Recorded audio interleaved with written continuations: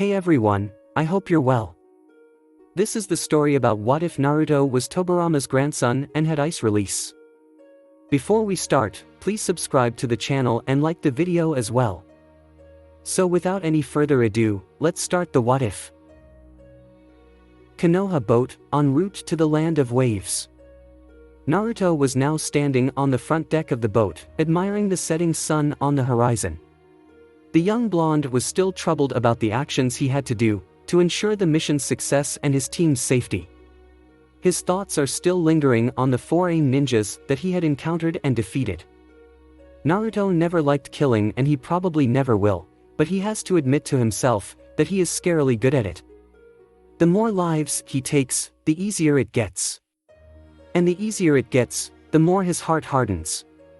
He just hopes that he won't turn into the very thing that the villagers had always thought him to be. A monster. His thoughts were broken when he heard Asuma approached him and stood beside him on the deck. "Why are you up so early, Naruto?" Asuma asked, as he noticed the blonde is not asleep like his teammates. "I couldn't sleep," Naruto answered honestly, as he continues to gaze at the sunset.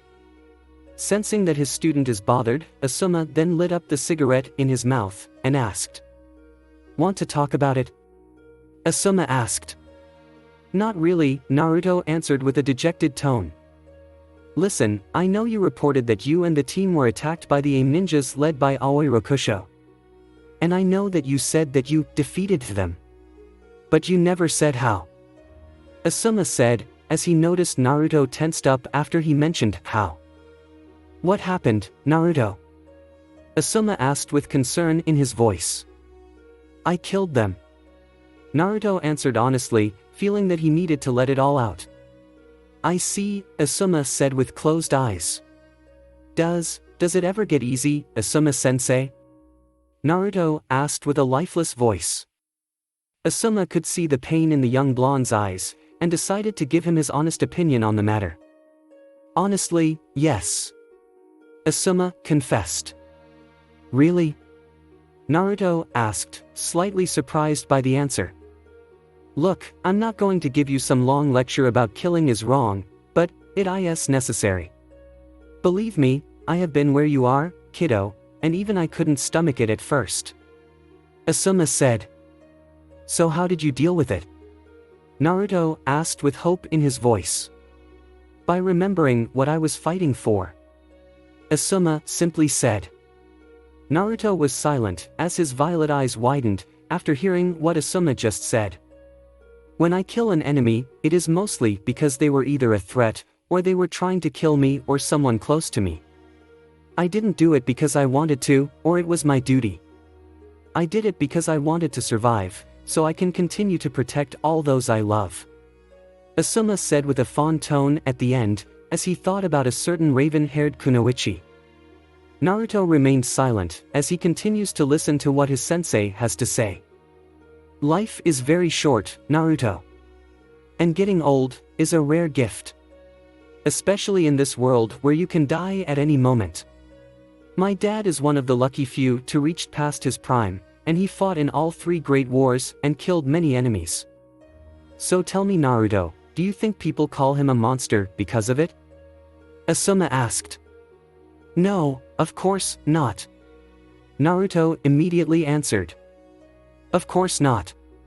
Because he fought and killed for the people he loved. And because he did, they are safe and alive. The world is not all black and white, Naruto, because there is always a gray area. We can be as selfless as we want, but it is natural for us to be selfish sometimes. Even if that means other people will have to get hurt. But that doesn't mean we forget. We owed it to them to not waste our lives with pain and regret," Asuma said wisely. I guess you're right, sensei. Thank you," Naruto said with a gentle smile. Apparently Asuma shares his father's ability to always find a way to cheer the little blonde up. "Anytime, kiddo. By the way, Aoi had a sizable bounty on his head. You don't happen to sealed his corpse inside a scroll?" "Done," Naruto said, as he took out and showed a single scroll from his back pouch that contains Aoi's body and severed head. Good job. That's 2 million Ryo going to your pocket when we get back. And, the Reiji no Ken? Well, since it is a Senju treasure, I hope you don't mind if I decided to keep it. Naruto said. Ha ha ha, I thought you would. But you should at least let Dad know when we get back, I'm sure he won't mind either way. Also, can I see it? Asuma asked, as he always wanted to see the legendary sword. Naruto then took out the Reiji no Ken from his inner jacket pocket, and light up the laser sword for Asuma to see it in all its glory. Its yellow blade glows brightly, as the sound of a steady humming radiates from the legendary sword. Wow, I never seen anything like it. Asuma said in awe. Well, it was created by the second Hokage after all. I mean sure, the first Hokage is all-powerful and everything, but you can't beat the second's genius. Naruto said with a proud grin. Ha ha ha, it is truly rare for someone of your generation to admire the second Hokage so much. Normally, kids your age would admire the third or fourth more, and people around the age of grandparents would admire the second more, since they lived through his time. You really are an odd one, kiddo. Asuma said with a small laugh. Yeah, haha, right, my grandparents. Naruto said nervously, as everything Asuma half said is proven to be true, but the bearded Jonin still doesn't know about the real reason for the blonde's admiration for the second Hokage. Something wrong, Naruto? Asuma asked, as he noticed the blonde suddenly looked uncomfortable. Yeah. Naruto managed to collect himself, and knew this was the perfect time to tell his trusted Jonin sensei the truth about him. Listen, Asuma sensei, I want to tell you something. Something important. Naruto said with a smile. Okay, what's up? Well, my grandfa. Blockade ahead. Ibiki yelled out, interrupting Naruto from telling Asuma his secret again. What the fuck? There wasn't supposed to be a blockade. What the hell is going on here? Asuma asked Ibiki, who was still steering the boat. I don't know, Asuma, but you are welcome to ask them. Ibiki pointed out to the 3 boats in front of them, with many armed thugs on board. Ino and Shikamaru were awakened by the sudden loud noises, and went to the front deck to join Naruto and Asuma. One of the thugs, presumably the leader, went to address the Konoha ninjas. Halt! You are approaching the waters of the Land of Waves. By the order of Gato Corporation, you will have to pay a fee for entry.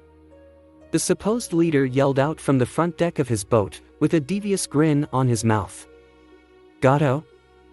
The shipping magnate? Why would he have any control over this land's waters anyway? Asuma asked the thug leader, with a raised eyebrow and a bored tone. That doesn't matter. Now either pay up or scram. If you don't, then we'll blow you all out of the water and take everything you have. Especially that blonde girl, I want her. The leader yelled out, as he licked his lips at the end, as he gazes hungrily at Ino, while the rest of his men whistled along and practically catcalling the young Yamanaka. Okay, seriously, am I a creep magnet, or something? Ino asked, with a disgusted look. Unfortunately, yeah. Shikamaru said lazily. Naruto then stepped forward as he glared daggers at the thug leader. We're not paying you anything, you son of a bitch. And you just made the biggest fucking mistake of your life by threatening my girl. Naruto said, as his eyes were turning vermilion red, with slit pupils. What are you going to do about it, pipsqueak? The thug leader yelled out. I'll show you, you piece of...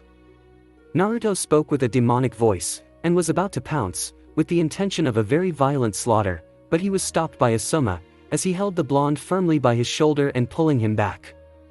No, let me handle this. You guys already had your fun at the Land of Tea. Now, it's my turn. Asuma said with a serious tone. Asuma then stepped forward with an angry look on his face. No one, and I mean no one, threatens my team, Asuma said with a large venom in his voice, as he proceeded to make several hand seals, and took a deep breath. Fire style, burning ash. Asuma spew out a large stream of chakra-infused powder from his mouth, which surrounds all three of the thugs' boats, causing all the men on board to cough uncontrollably. Asterisk cough, cough asterisk, is that all you got? Just some stupid smoke? Stupid ninja! The thug leader yelled out, and was about to give the order to attack. Wait, is this? One of the thugs managed to recognize that the smoke was actually exploding powder. Asuma then clicked his teeth, and created a small spark. Boom! That spark ignited the powder, resulting in a very violent explosion, burning all the thugs alive. Asuma's team stared at the powerful fire jutsu with great awe in their eyes. Holy fuck, if Asuma-sensei came with us on the escort mission with I-Date, Aoi would have been killed in 5 seconds flat. Naruto thought. Wow, maybe I can ask Asuma-sensei to teach me that jutsu. Ino thought hopefully. I guess smoking does kill. Wait a minute, did I just made a pun? Damn it, Naruto. So troublesome. Shikamaru thought, feeling he is now being influenced by his blonde best friend. The thugs continued to scream in agony, as the flesh and muscles were melting off their bones, until it was only silence. The 3 ships were burned to a crisp, and was now sinking to the bottom of the ocean, leaving a clear passage for the Konoha ninjas to pass. Land of Waves, beachside. The Konoha boat had finally reached the Land of Waves, and Team 10 was preparing to depart for their second mission. This is where I'll drop you all off. Be careful now. Ibiki wished them. Always do, Ibiki. And thanks, Asuma said with a wave. Thank you, Ibiki-san, Ino said with a respectful bow. Yeah, thanks a bunch, Shikamaru said lazily.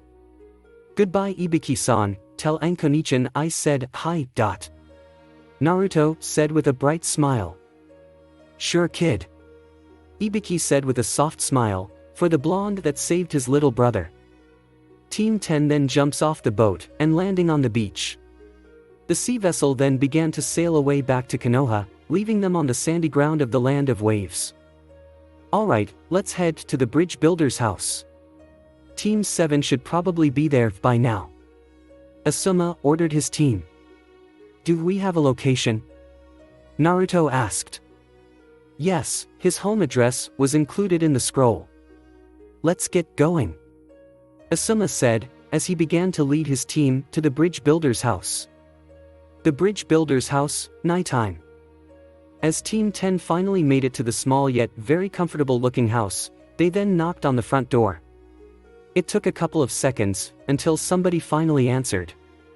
It was Sasuke with a kunai at hand, as his guard was up, and preparing for an intruder. But his guard immediately lowered, when he saw the Konoha team in front of him. Dobe? Sasuke asked in disbelief. What's up, Teime? Naruto greeted with a large grin. You are our backup? Sasuke asked with a deadpan look. I'm disappointed, Teime. We haven't seen each for months and this is how you greet me? How rude. Naruto said with mock-hurt voice. Ino and Shikamaru continued to observe their teammates bickering with the last loyal Uchiha with an amused look. They always find it entertaining. Well, I guess I was expecting someone more competent. Instead, they send you. Sasuke said with a smirk. Well, I'm sure it can't be that hard. Since you clearly cannot handle it yourself. Naruto said with his own smirk. It then became an intense stare down, as both Senju and Uchiha are now glaring each other with narrowed eyes. Until they both broke down laughing. You son of a bitch. They then shared a manly handshake. What's the matter? Kakashi-san got you doing too many D-ranks? Naruto asked with a smirk, as their arms are now locked in an arm wrestle, and by the looks of it, Naruto is winning. Sasuke remains silent, as he continues to struggle to beat Naruto, while the blonde looked unfazed. Losing his grip, Sasuke had no choice but to concede. Alright, you win. Damn it. When this mission is over, you and I are going to have a little spar. Let's see if you can beat me then. Sasuke challenged. Sure, I guess I could spare some time to kick your ass. Naruto said with a smirk. MMPH, we'll see about that, dobe. Sasuke said with his own smirk. Then they heard the sound of footsteps approaching the staircase, and saw Hinata was coming down from upstairs. The Hyuga heiress then saw all of her closest friends once again, and couldn't help but feel a great sense of joy, as she ran up to them with a large smile on her face. Naruto-kun. It's so good to see you again. Hinata embraced him in a tight hug. You too, Hinata, Naruto said, as he happily returned the hug in full. Ino and Sasuke's eye began to twitch uncontrollably at the scene before them, as they both had a very uncomfortable look on their faces. As if they were slightly jealous. Sasuke honestly did not know how he felt, but he really wanted to break up the hug between them. Ino on the other knew exactly how she felt, and had to say something. Hi Hinata. We're here, too, you know. Ino yelled nervously. Hinata then broke the hug and saw her other two friends. Ino. Shikamaru. I can't believe you guys are here. Hinata then went to hug them. It's troublesome, really. We actually just finished a C-rank mission ourselves. But I'm glad you guys are okay. Where's Choji, by the way? Shikamaru asked. He's upstairs. He and Kakashi-sensei got hurt, and Tsunami-san is treating them in any way she can. Hinata said with a sad tone. Are they okay? What happened? Naruto asked, with great worry in his voice. Zabuza Momochi happened. Sasuke said with gritted teeth, recalling all the things that happened during their encounter.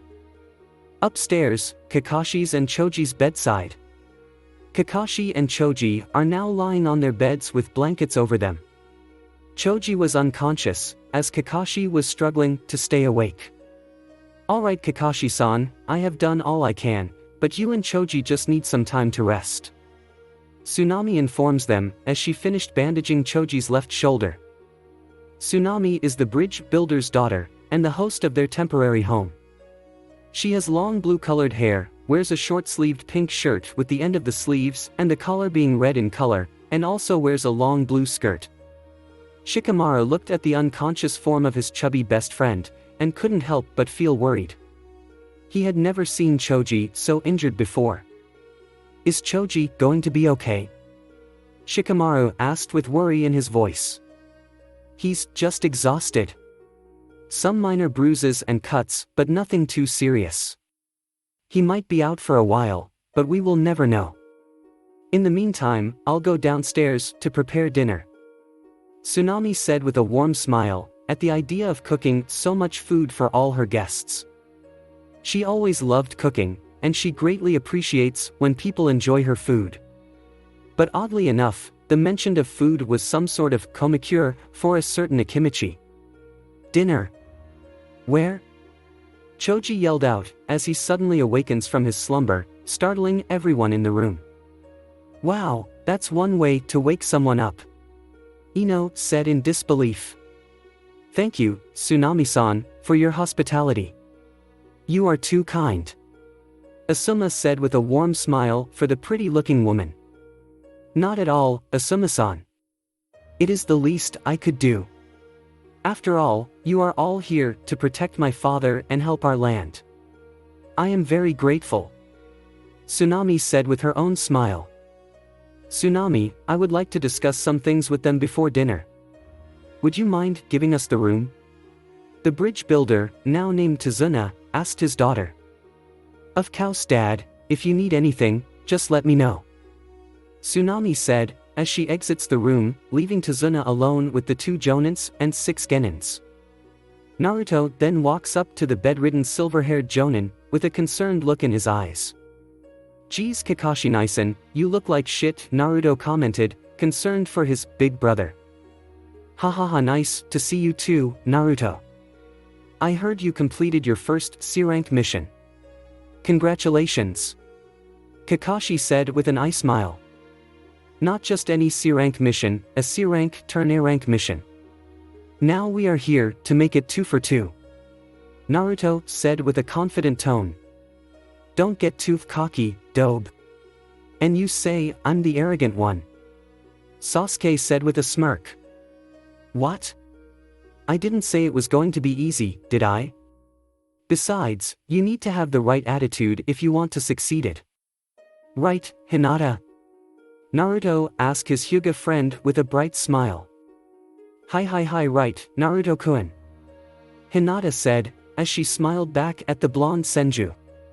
Sasuke and Ino couldn't help but feel jealous once again. They both know that Naruto and Hinata are just friends, but they always had some sort of chemistry that even they couldn't explain. So, Zabuza Momochi huh? Tell us, what happened? Asuma asked his fellow Jonin sensei. Well, Kakashi then explained their entire situation from the very beginning. About their first enemy ninja encounter with Gozu and Meizu aka the Demon Brothers. Tazuna admitting that he lied about the mission parameters due to lack of funds. Gado's dictatorship over the land. And finally their fateful battle with the infamous Demon of the Hidden Mist Zabuza Momochi, an A-rank missing nin from Kirigakure, and one of the legendary 7 ninja swordsmen.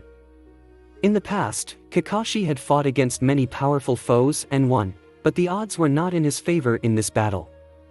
Zabuza had the geological advantage given his elemental affinity for water, and Kakashi had to worry about protecting his team along with Tazuna. He even told them that he was caught in Zabuza's water prison jutsu, much to his bitter disappointment for himself. If it wasn't for the combined efforts of Sasuke, Hinata and Choji, Kakashi would have never escaped the dense water bubble without drowning. While Sasuke and Hinata dealt with Zabuza's surprisingly strong water clone, Choji used his human boulder jutsu to leap into the air, and was sent crashing down towards the original Zabuza, who was still trapping Kakashi. But the rogue swordsman used his giant sword, the Kubikuribocho, to block Choji's boulder form with just the sheer raw strength of his only free arm. But with both of his hands occupied, Zabuza was left vulnerable for Sasuke, as the Uchiha fired his fireball jutsu straight towards him, causing him to let go of the water prison, and freeing Kakashi, otherwise risk being burned alive. But Choji got hurt when he collided with Zabuza's sword, as he could feel some part of his skin was cut by the sharp edges of the giant blade. Kakashi and Zabuza then fought with all their might. The silver-haired Jonin even managed to copy 2 of the rogue swordman's water jutsus with his Sharingan. In the end, Kakashi was the victor, as he pinned Zabuza against a tree with several kunais. But when Kakashi was about to finish the rogue swordsman off, a Kiri hunter ninja suddenly appeared and threw several senbons at Zabuza's neck, killing him instantly. The hunter then took Zabuza's body and Shunshin away. Afterwards, Kakashi collapsed from chakra exhaustion due to the overwhelming drain from his Sharingan. One of the many risks of having a transplanted Dojutsu. And that's it. Kakashi finished his story. Asuma then placed his finger under his chin, as he couldn't help but think about what Kakashi had just told them. But there is one thing that concerns me, Kakashi said, as he looked at Asuma and then at Naruto. The trio nodded at each other in agreement, as they all had reached the same conclusion. Zabuza is still alive. Kakashi, Asuma and Naruto spoke in unison. What? How could he still be alive, Kakashi-sensei? You checked his pulse yourself, and I even confirmed it with my Byakugan. Hinata said with fear in her voice. Kakashi-Nisen said the hunter ninja used senbons. Naruto started. Which is an odd weapon for assassination. And if used properly, it can target a person's nerve point, sending them into death-like state. Asuma added. Also, it is essential for the hunter ninja to destroy their target's body on the spot. Except the head, as they are required to remove it from the body, to bring back to the village as proof of their target's demise. Kakashi added. The hunter ninja took Zabuza's body away, instead of doing it then and there. That was a red flag already. Naruto finished. So, does that mean? Ino asked. The hunter ninja is working with Zabuza, Kakashi, Asuma, and Naruto said in unison once again. What do we do, sensei? Choji asked with a bit of fear in his voice. Well, Zabuza's nervous system is probably still damaged from the Senbon attack, and he is without a doubt suffering from chakra exhaustion. I say we have about 7 days to prepare for him. Kakashi informed them. So what do we do until then? Sasuke asked. We train, of course, Kakashi said with an ice smile. Meanwhile, elsewhere. Damn that Kakashi. It's been a while since I fought someone that strong. Zabuza said while limping. Are you alright, Zabuza-sama? The hunter ninja asked. I'm fine, Haku. I just need some rest. Zabuza said, as he laid himself on a bed, while the hunter ninja placed a blanket over him. I'm sorry, if I had joined the fight earlier. The now identified Haku tried to apologize, but was interrupted. I told you that I can handle it myself. You did what you were told and stayed put. So I can't be mad at you for that. Zabuza said. Well, in the meantime, I'll go find some herbs and medicine to help you recover faster. It will take a while for your nerves to fully heal. Haku said. Good. And remember to tell anyone I encounter that I'm a boy. I know. I still don't understand why I have to do that though, Zabuza-sama. Haku asked with her monotone voice. This world is full of degenerates, Haku. And our current employer is the biggest one of them all. By saying those 3 words alone, you will scare them away immediately. Zabuza said, with a surprisingly fatherly tone, which did not go unnoticed. Very well. Thank you for your concern, Zabuza-sama. Haku said with gentle smile. I'm just making sure that you don't draw any unwanted attention to yourself. That is all. Zabuza said as he closed his eyes. Very well. I'll be back soon. Haku said, as she got up from her chair, and headed to her room, to change into her civilian clothes. Be safe, Haku. Zabuza said under his breath, with a bit of concern in his voice, for his surrogate daughter. Now each team needs a week to prepare for their next battle. They can only hope that it will all work out for the best. Forest area, a few meters from Tazuna's house. Team 10 and 7 are now being led by their Jonin senseis for a week's worth of training to improve their combat abilities for their upcoming battle against the pair of ninja assassins. Kakashi was now being supported by crutches, as his body was still numbed from his last battle. They then stopped at a small open area, filled with tall trees. Alright guys, your training starts now. First we will begin with the review of chakra, the ninja's basic source of power. Understanding chakra is essential. Kakashi began with a brief recap. We know that. Sasuke said lazily. He's right, we learned all about chakra in the academy. Shikamaru added. Yes, but the real question is, do you know how to control it? Kakashi asked all of the genin present. So is that why we are here? For the tree climbing exercise? Naruto asked his big brother with a raised eyebrow. Tree climbing? But we already know how to climb trees. Choji stated a simple yet dumb fact, that almost everyone can climb trees. Yes, that is obvious. But I believe what Naruto meant was climbing a tree without your hands. Asuma added to support what his blonde student meant. What? But that's impossible, Sensei, Choji stated. Really? Naruto, care to demonstrate? Kakashi asked with smirking tone. Sure, why not? The blonde Senju said lazily. This was something he learned when he was just a child, so it was not really a big deal to him. Naruto then walked up to the nearest tree, and started channeling chakra to the bottom of his feet. He then began to walk upwards on the surface of the tree, like he was walking on the ground below, which earned him a few gasps of shock from some of his fellow genins. He was now hanging upside down on one of the branches, with his arms opened. Tadith, Naruto said victoriously, as he channeled his inner showman. Wow, Naruto! That's awesome! Choji said with awe in his voice. Hi hi hi, you make it look so easy, Naruto-kun, Hinata said with a cute giggle, feeling the blonde boy always managed to inspire her with his hard-earned skills. Well, I better be. I've been doing this exercise since I was 5. It would be embarrassing if I couldn't. Naruto said, while rubbing the back of his head sheepishly. Damn! The dobe is able surpassed me in this too. I will not fall behind. I will catch up to you, Naruto. Sasuke thought, with a burning determination in his eyes. I'm surprised, Kakashi. You've been their instructor for months now, and you never taught them the basics of chakra control? Before a C-rank mission. I taught those things to my team on the first week, man, Asuma said with a victorious tone, feeling he might be the better sensei compared to the supposed #1 elite jonin in Konoha. Yeah, Kakashi-Naisen. I know you are very lax nowadays, but you were a real hard-ass when you trained me when I was a kid. Naruto added innocently, but not knowing his big brother is feeling a little shameful for his lack of educational skills for his team.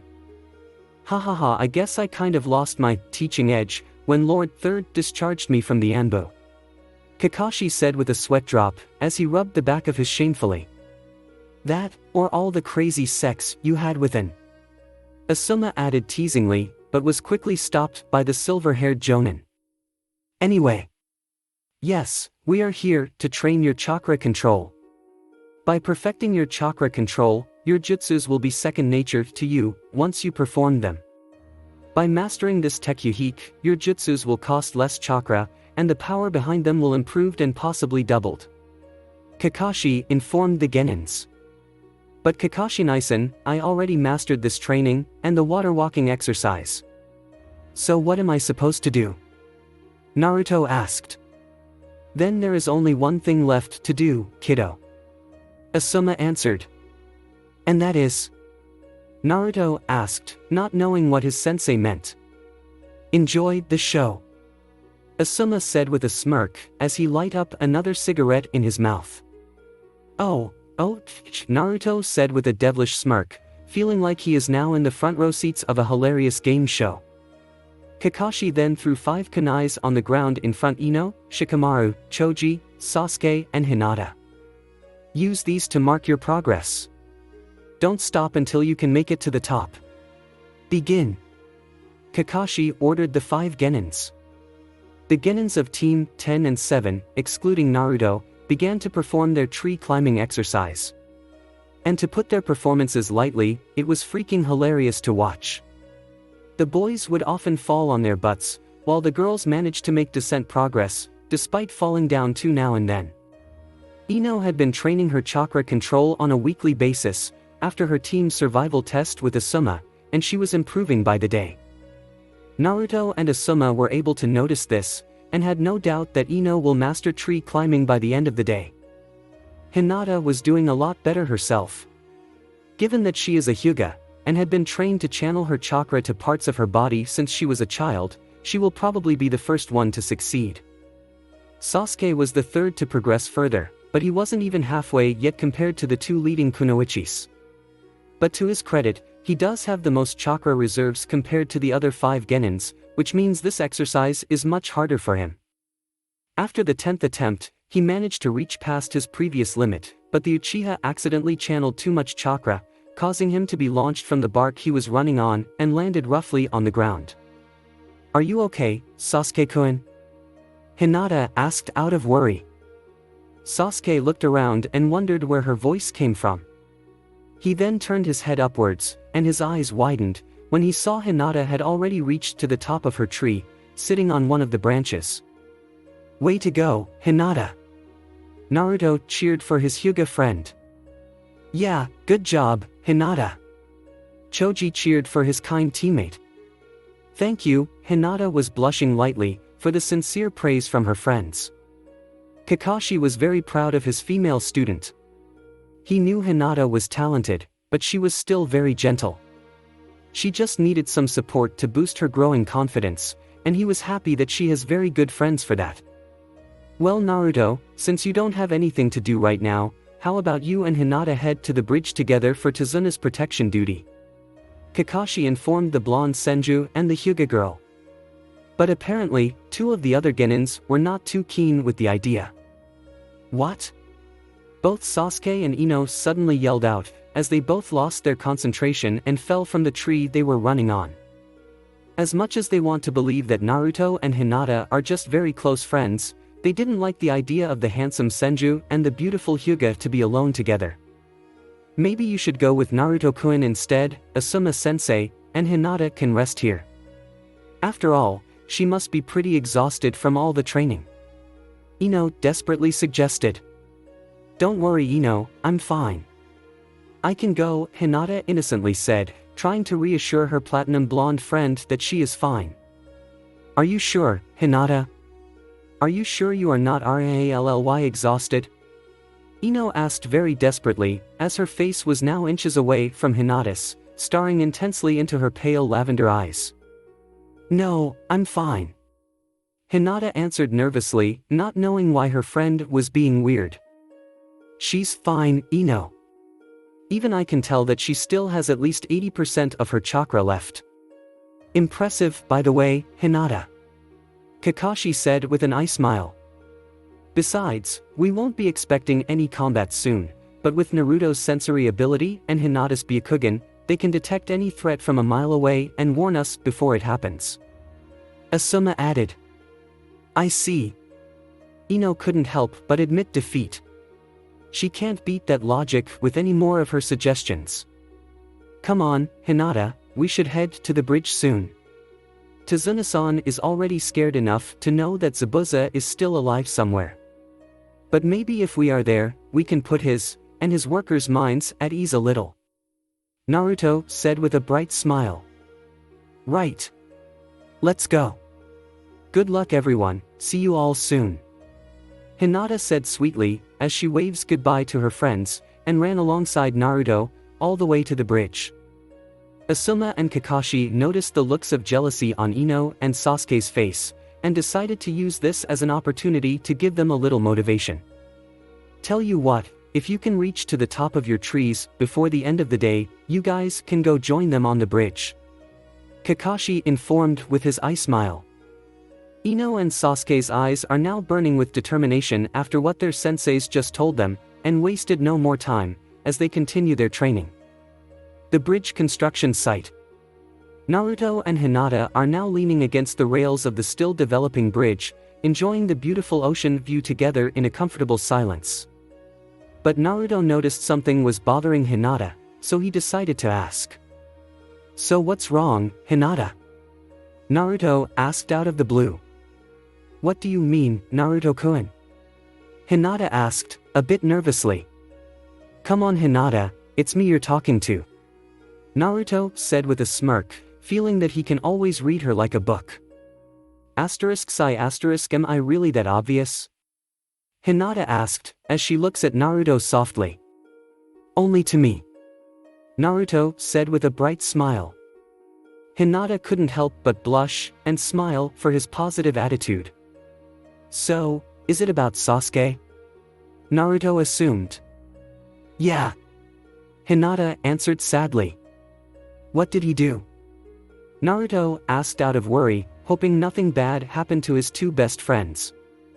No, he didn't do anything. Actually, he has been a great teammate. He has been very caring and supportive for both me and Choji. And, he and I became more close ever since we took on missions together. Hinata said with small smile. I'm sensing a but here. Naruto guessed. It's just that, I wish we are now more like you and Ino. Hinata admitted sadly. Have you told him how you feel yet? Naruto innocently asked.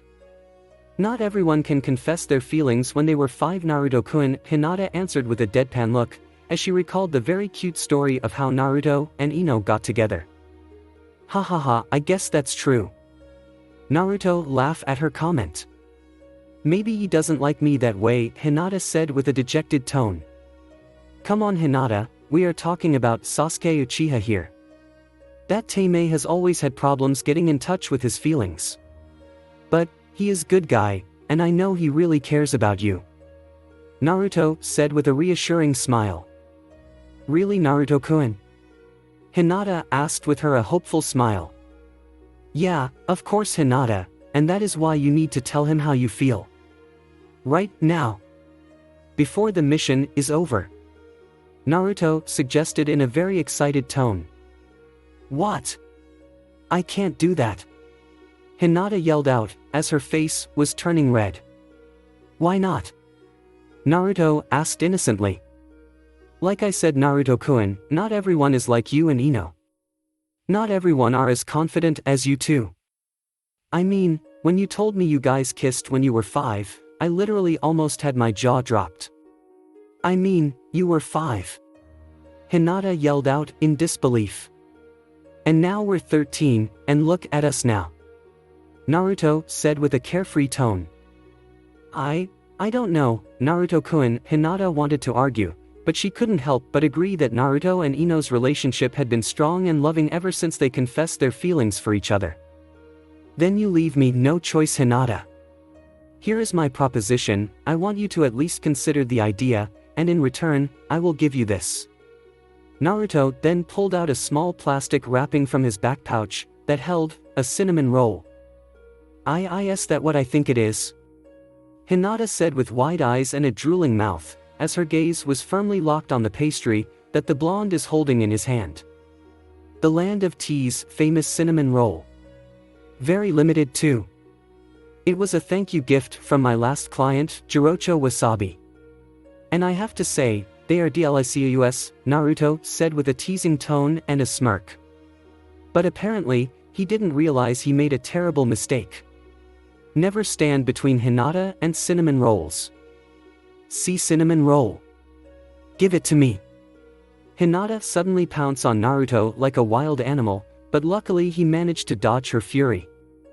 Whoa, slow down, princess, I want you to say the magic word first. Naruto said with a smirk, still teasing her. He then had to dodge an incoming kunai that was thrown directly at his right hand that was currently holding the bun. Naruto-kun, I am not afraid to hurt you. Give me the roll. Hinata threatened. And I'm not afraid to run. And you know, I'm faster than you. Naruto challenged, still not afraid of Hinata's feral side. When cinnamon rolls are involved, you won't this time. Hinata declared loudly, as she continues to pounce on Naruto. As the young pair continued their little squabble, they were not aware that they were being watched by two figures that was currently hiding in the bushes near the bridge. With Ino and Sasuke. The Yamanaka and the Uchiha managed to make it to the top of their trees within a few hours. The second they were done, they immediately sprinted off to the bridge to see what was going on between Naruto and Hinata. Much to the amusement from their teammate and sensei. When they arrived and saw Hinata was practically jumping on Naruto, they immediately hid behind a bush to see what was happening from a distance. They honestly did not know why they hid it in the first place, when they could have just gone to the bridge and confront them. But they wanted to see what was going on first, before they jumped to conclusions. What the hell is going on over there? Ino asked, wondering what the pair in front of them are doing. What does it look like? The dobe is flirting with Hinata. Sasuke said with gritted teeth. Sasuke, that is insane. I trust them both, and I'm sure Naruto-kun is just playing around with her. You know how he is, right? Ino said, trying to calm down the brooding Uchiha, but in truth she was also calming herself down. Well, I don't like it, Sasuke said with a pout. Wait, why are you so upset? Sasuke, are you jealous? Ino asked with a smirk. What? That's nonsense. Why would I be jealous? Sasuke defended his pride. Because you like Hinata, you baka, Ino stated the obvious, with a large grin. What? No, I don't. I mean, she's my friend and I care about her, but... The proud almighty Uchiha was actually stuttering for the first time in his life. Oh please, you are so obvious. Come on Sasuke, just tell me already. Ino insisted. First off, I don't like her that way. Second, even if I did, why would I tell you? You're the biggest gossip girl in the village. Sasuke said with a deadpan look. True, but I promise I won't tell anyone. Pinky swear, Ino said with a smile, as she held out her pinky to the brooding Uchiha. I don't do pinky swears. Sasuke said with a scoff. Come on Sasuke, if you are not going to tell me, who are you going to tell? Naruto-kun? Believe me, he will just say the same thing. Ino reassured. Why would I tell anyone? I don't see the need for it, Sasuke asked in annoyance.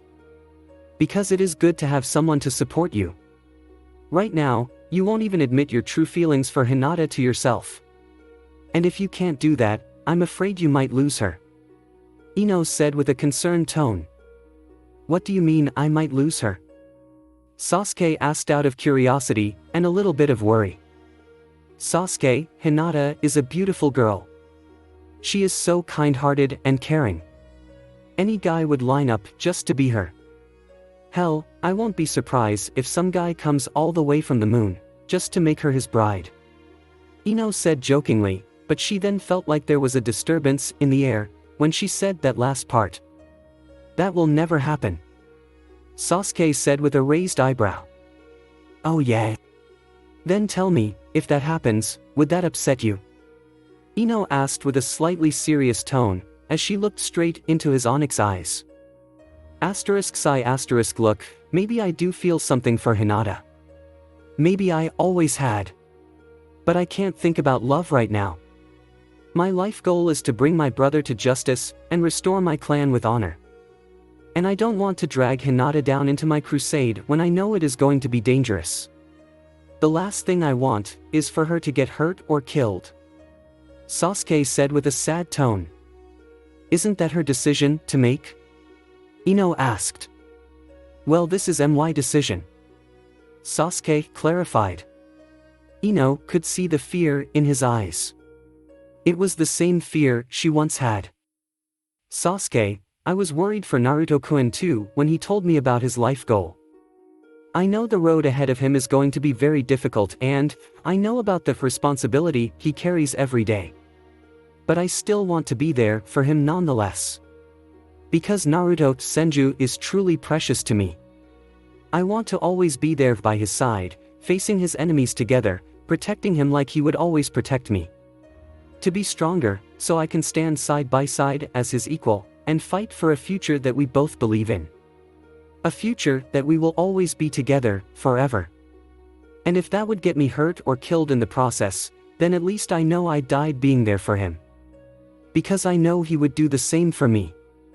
Ino said with happy tears started fall from her eyes. Ino's voice was filled with passion, and she meant every word she spoke. This was enough to make the Uchiha's eyes to widened, as he finally realizes how much his blonde friends really meant to each other. You really love him, do you? Sasuke asked. I really, really do. And every day, I thank my lucky stars that I get to be with him. And I know you feel the same way for Hinata. Ino said with a soft smile. Sasuke remained silent. He honestly did not know what to say. He could only wonder if he truly deserves to be happy, and have a normal life. So, are you going to be honest and tell her how you feel? Ino asked. Maybe, yes, only when it is the right time. Sasuke answered. Well, at least you finally admitting it to yourself. Ino said with a smile. MMPH, come on, let's go before Hinata kills Naruto over a cinnamon roll. Sasuke said with a smirk. Hi Hinata sure loves those rolls, Ino said with a cute giggle. You have no idea. Sasuke said with a rare smile for the Hyuga girl. But then an alarming thought came to his head. I just realized something. Sasuke said with his eyes widened. What? Ino asked curiously. Were we really spying on the sensors of our teams? Fuck. Do you think they know we are here? Doesn't look like it. Let's hurry before they spot us. Back with Naruto and Hinata. Hinata, put the kunai down. give me the roll. Ah, fine. Naruto then threw the cinnamon roll in the air, and to his horror, he witnessed the once noble and feminine girl known as Hinata Hyuga, caught the bun with only her mouth. Yum yum yum. Naruto always knew that Hinata loves cinnamon rolls, but he never thought it will bring out this very weird and feral side of her. After she was done devouring the pastry, she looked at him, like she didn't do anything wrong. What? She innocently asks. Geez Hinata, I didn't realize you're such an animal. Sasuke is a lucky guy, Naruto said, a teasing smirk. Eep Naruto kun. Hinata was blushing red by his perverted tease. Hahaha, sorry Hinata, but teasing is in my nature. You can blame that on Ino-chan. Naruto laughed out loud for her reaction. As Hinata was trying to rid herself of her embarrassed blush, Tazuna approached the young pair with an annoyed look. If you guys are done playing around, we could use some help. The master bridge builder informed. First of all, nice to see you too, Tazuna-san. Second, our job is to protect you only. Third, what happened to the rest of the workers? Naruto asked, when he noticed that some of the bridge workers are gone. Those chicken shits bailed out on me, saying that if they help build the bridge, they'll be targets too. Tazuna was fuming over their cowardice. But deep down he understood. I'm sorry, Tazuna-san. Hinata apologized. Yeah, how many people you need to cover all the manpower you lost? Naruto asked. 30 maybe. Why? Tazuna asked, not knowing why he needed to know that. Naruto then made a cross sign with his fingers. Multi-shadow clone jutsu. Around 40 clones of Naruto appeared. The extra 10 will be the sentinels watching over us, while you, your men and the rest my clones work on the bridge. Naruto informed with a proud smile. Kid, this is incredible. You are a one-man construction team.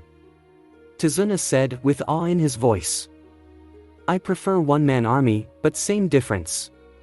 Just tell them what you need them to do, and they will follow. Naruto informed. Alright, let's get to work. Tazuna's house, nighttime. Choji and Shikamaru just got back from their training and they were completely exhausted. Everyone was now sitting in a large table, enjoying a delicious homemade dinner cooked by Tsunami. Team 10, Team 7, Tsunami and her son Inari, were now listening to Tazuna, as he told them about what happened on his day. It was incredible, Tsunami. This kid made 40 clones of himself, and had them work on the bridge all day. Even some of those cowardly bastards who quit on me wanted to come back. Apparently seeing Naruto and his clones guarding over the bridge made them feel safer. I don't blame them though, because I felt the same way. For the first time, I actually felt at ease when I was working. If this keeps up, we'll finish the bridge in no time. Tazuna told his story with a wide smile and happy tone. Wow, that is incredible. Thank you Naruto-san. Tsunami said with a grateful smile to the blonde boy. Ha, it's no problem at all. Besides, in a way it benefits us both, right? The faster the bridge finishes, the faster our mission will be completed. And as an added bonus, this land will finally be free from Gato. Naruto said with his bright smile. I'll drink to that, kid. Tazuna was about to take a sip of his sake, until it was immediately snatched from his hand by Tsunami. Oh no, this week I want you to be completely sober. This is a very important time for you and this country, and the last thing you need is a hangover. Tsunami said with a strict tone. Oh come, Tsunami, just one drink please. Tazuna practically begged his daughter, as he didn't have a single drink all day, and was dying for his liquor. Nope. Sorry Dad, but I'm doing this for your own good. You can drink your booze after you're done. Tsunami said with a soft smile, with the strict tone never leaving her voice. MMPH so bossy, just like her mother. Tazuna said with a pout. All women are bossy Tazuna-san. But it just means that they care. Naruto said with a smile, trying to cheer Tazuna up, by remembering what Ino once told him a long time ago. Exactly. Well spoken, Naruto-san. Tsunami said, agreeing to that statement. Well, I can't take all the credit. Ino-chan here is the one who taught me that. Naruto said, as he rubbed the back of his head sheepishly. The platinum blonde Yamanaka was very touched that Naruto actually remembered that. Teehee, I can't believe you remembered me saying that after all these years. Ino said with a small blush on her cheeks, as she looks at Naruto lovingly.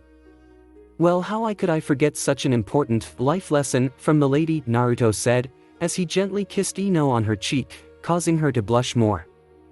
Ah, you guys are so cute together. Tsunami said. I know. Naruto said with a grin. Sasuke and Hinata were staring at the level of affection between their two blonde friends, and couldn't stop thinking about their advice to confess their feelings. Hinata really wanted to be with Sasuke, but the Uchiha was still conflicted, thinking if he should or not.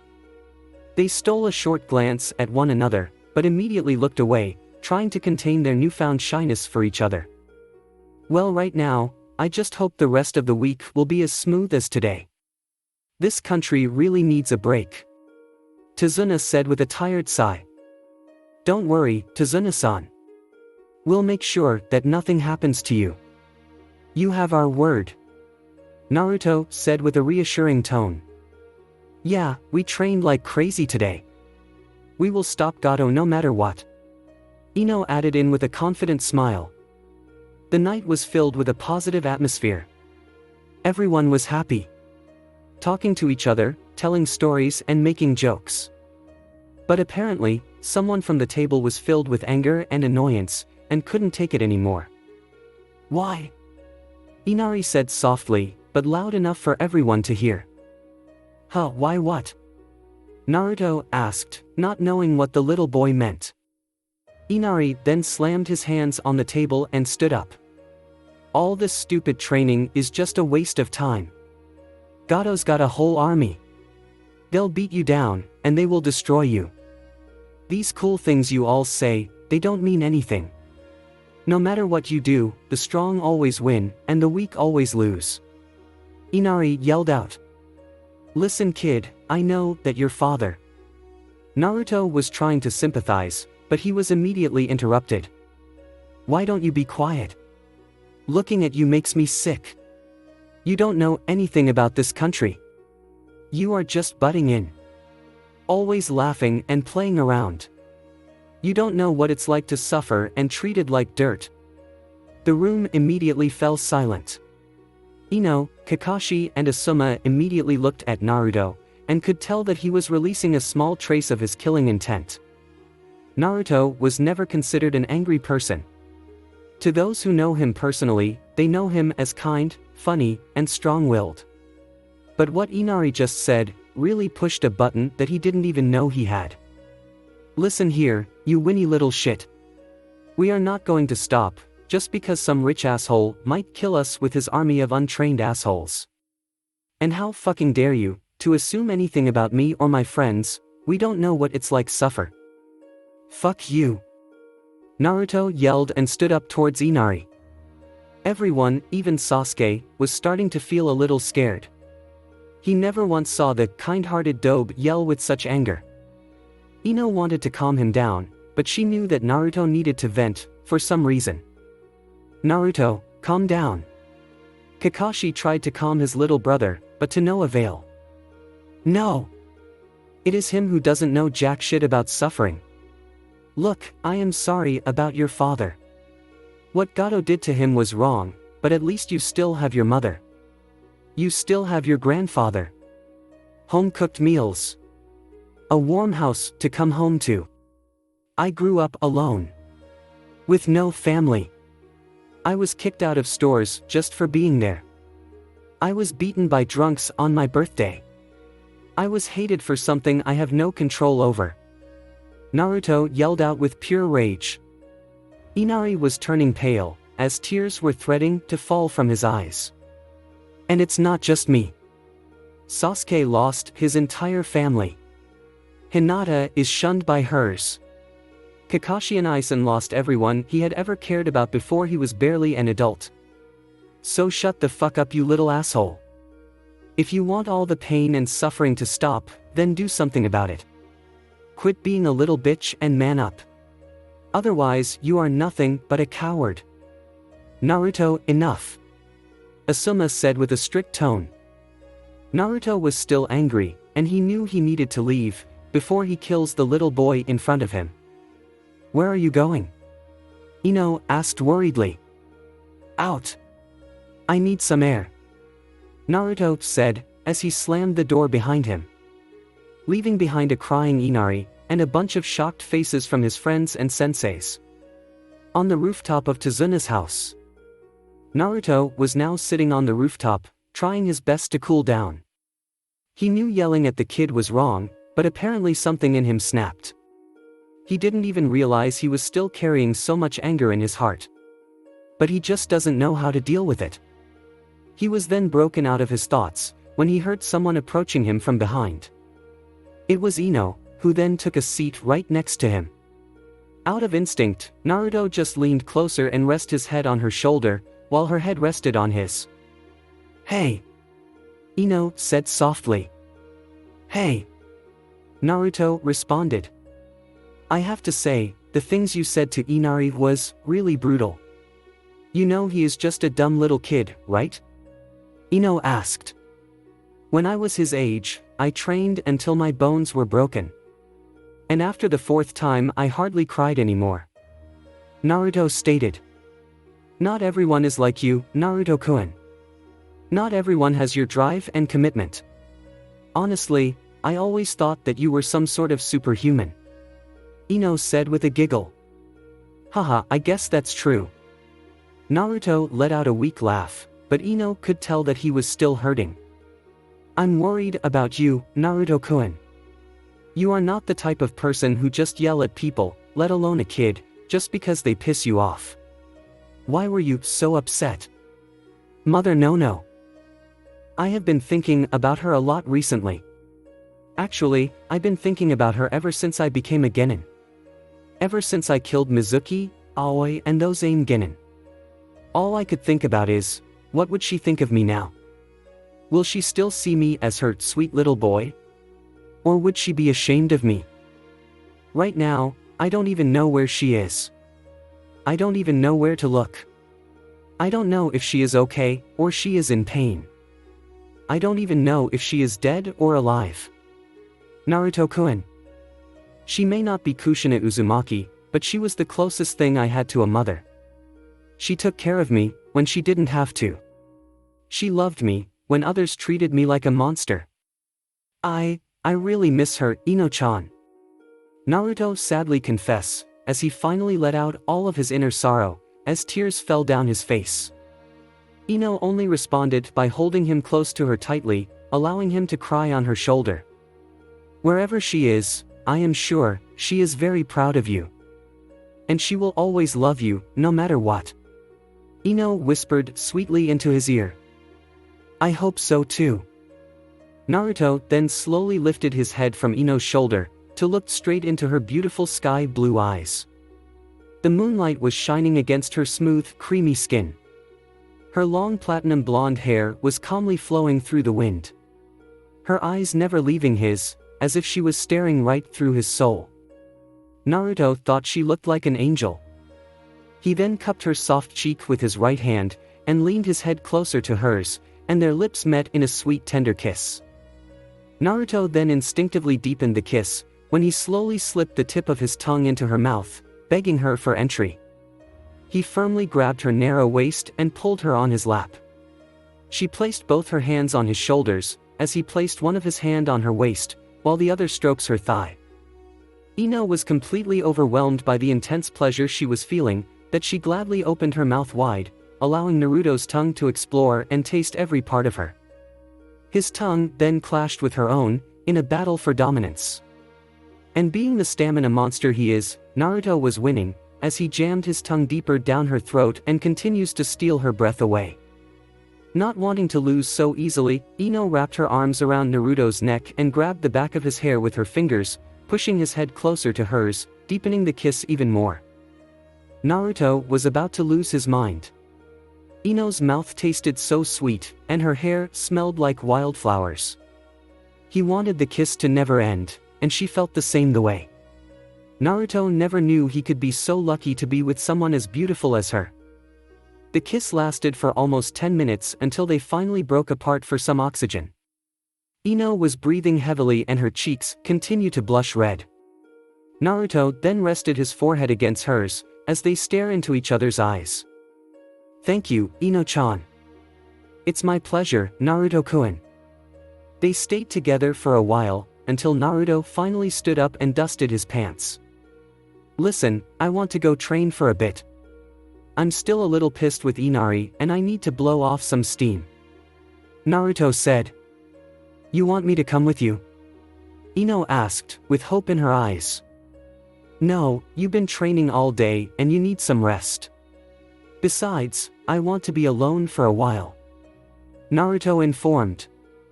Oh, okay," Ino said a bit sadly. Noticing her sad tone, Naruto leaned his head down and kisses her forehead as a small comfort, but it was enough to put the smile back on her face. "It's just for a while, Ino-chan. I'll see you in the morning, okay?" Naruto said with a soft smile. "Alright. Don't stay out too late," Ino said with her usual bossy tone, which only made Naruto chuckle. "As you wish, milady." Naruto then headed to the forest area where they trained earlier, and made a single shadow clone. He and the clone then took out their Reiji no Ken and turned them on. Its bright yellow blades glowed into the darkness of the night. Naruto and the clone then proceeded with their Kenjutsu spar.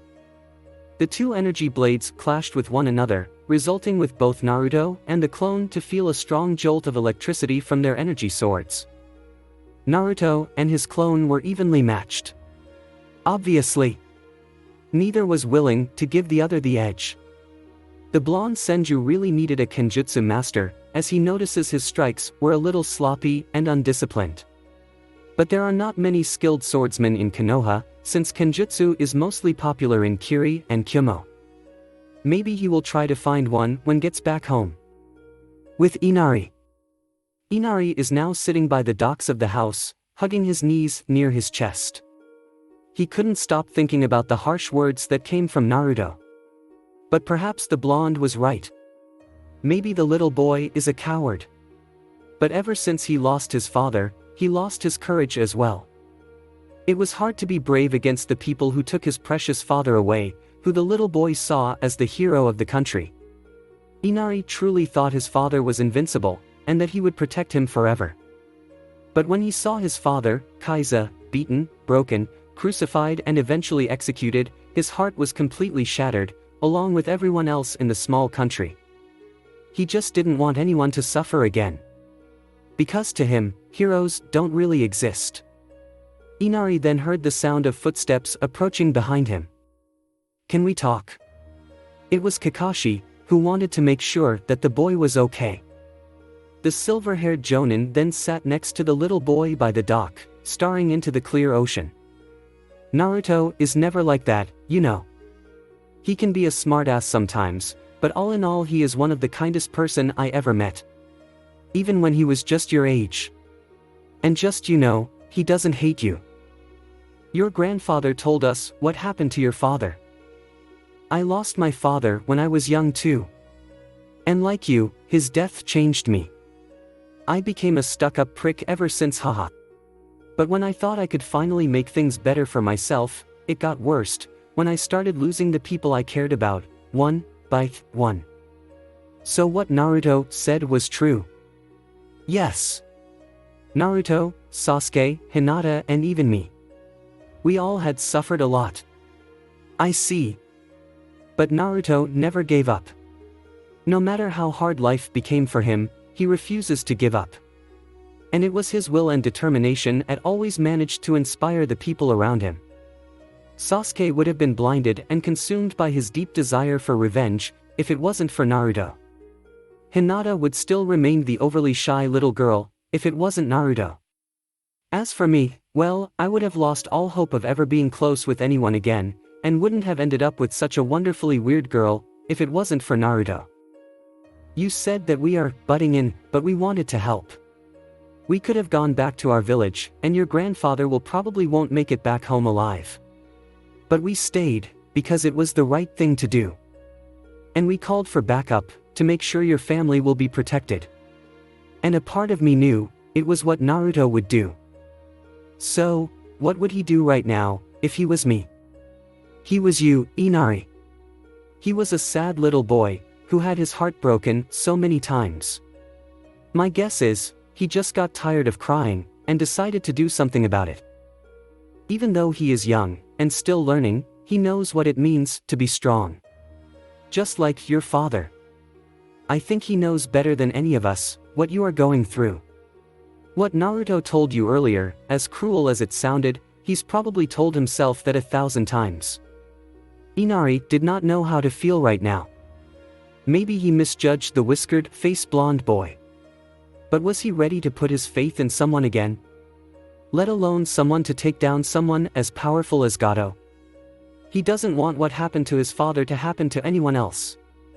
He just hopes he can find his lost courage before it's too late. Thanks for watching. I hope you enjoyed. If you enjoyed this what if and want to see next part of it, comment down below and let me know. Also share this video with your friends. See you in the next video. Peace.